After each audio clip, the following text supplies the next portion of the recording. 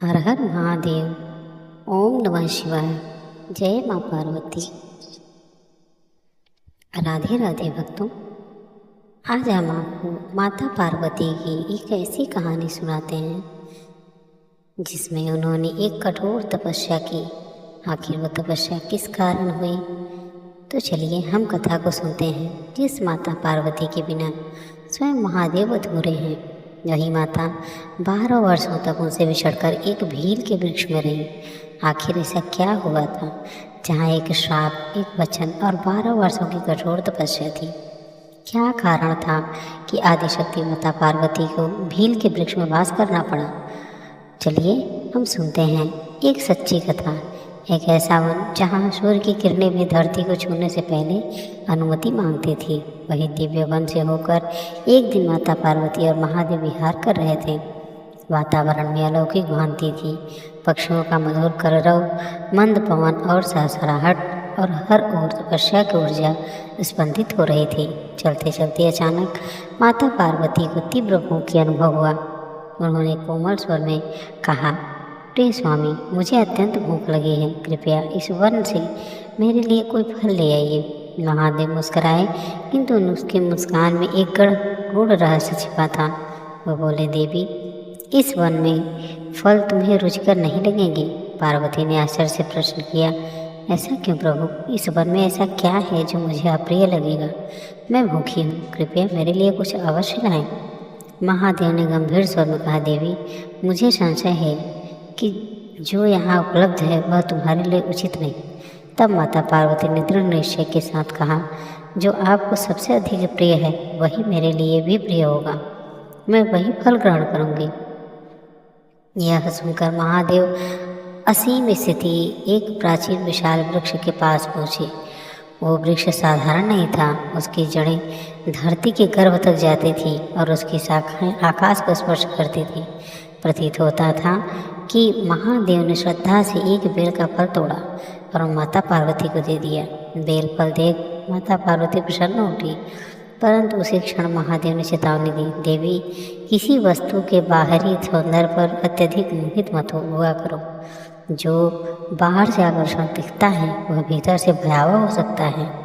पार्वती मुस्कुराई, स्वामी, मैं सब जानती हूँ, कृपया मुझे यह फल खाने दें। जैसे ही माता पार्वती ने पहला बेल फल तोड़ा, अचानक उसके भीतर एक भयंकर कुपातरा हुआ काला नाग निकल पड़ा। क्षण भर में वातावरण भयावह हो उठा। पार्वती ने भय से फल दूर फेंक दिया। हे प्रभु, यह क्या लीला है? मेरे फल में यह विषधर क्यों?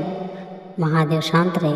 माता पार्वती ने दूसरा फल तोड़ा और उसमें से भी एक विशाला सर्प निकल आया। अब माता पार्वती क्रोधित उठी, प्रभु, भूखे व्यक्ति के साथ ऐसा छल क्यों? यह उचित नहीं। महादेव ने गंभीर स्वर में उत्तर दिया, देवी, यह मेरी लीला नहीं, यह तुम्हारे प्रिय पुत्र गणेश का संकल्प है। गणेश? माता पार्वती चकित रह गई। वे तो यहाँ नहीं है। महादेव बोले, यह बेल वृक्ष पहले निष्फल था। इसने गणेश के वरदान मांगा था कि यदि इसमें फल लगेगा तो वह उनके लिए व्रत करेगा, परंतु जब वरदान मिला तब इसने अपना व्रत पूर्ण नहीं किया। क्रोधित होकर गणेश ने इसके फल को सर्प स्वरूप बना दिया। माता पार्वती का हृदय द्रवित हो उठा, स्वामी, यदि यह मेरे पुत्र का श्राप है तो मैं स्वयं इसे मुक्त करूंगी। मैं गणेश के लिए व्रत करूंगी। महादेव गंभीर होकर बोले, देवी, केवल व्रत पर्याप्त नहीं। इस श्राप से मुक्ति के लिए तुम्हें 12 वर्षों तक इसी बेल वृक्ष में वास करना होगा। इस अवधि में तुम इसके पत्तों के अतिरिक्त कुछ भी ग्रहण नहीं कर सकती। क्षण भर के लिए वन में सन्नाटा छा गया। यह तपस्या असंभव थी।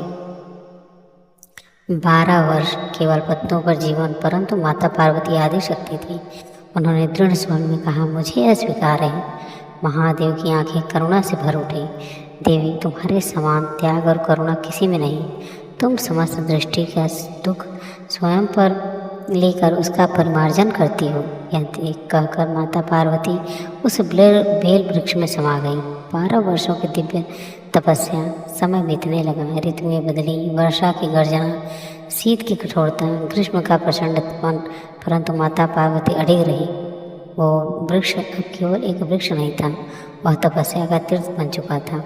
देवता, ऋषि, सिद्ध सभी उस स्थान पर आकर नमन करते। महादेव उसी वृक्ष के नीचे समाधि में बैठ गए।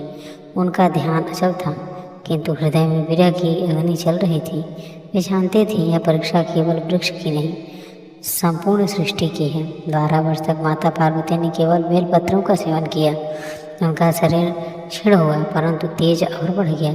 उनकी तपस्या से उस वन की नकारात्मक ऊर्जा नष्ट हो गई, सर्वों का विष शांत हो गया। अंततः 12 वर्ष पूर्ण हो गए। आकाश से दिव्य प्रकाश उतरा, वृक्ष कांप उठा, सर्प रूपी श्राप समाप्त हुआ।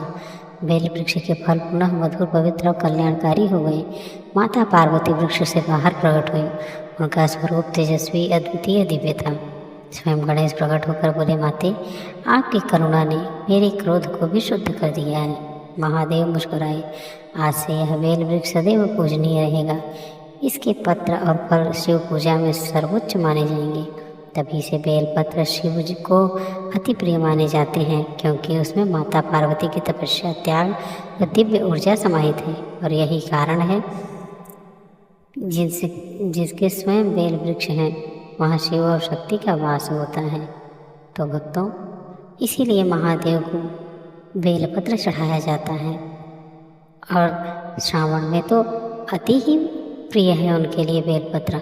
और भक्तजन भी अपने भगवान को प्रसन्न करने के लिए बेलपत्र को तोड़कर शिव को अर्पित करते हैं।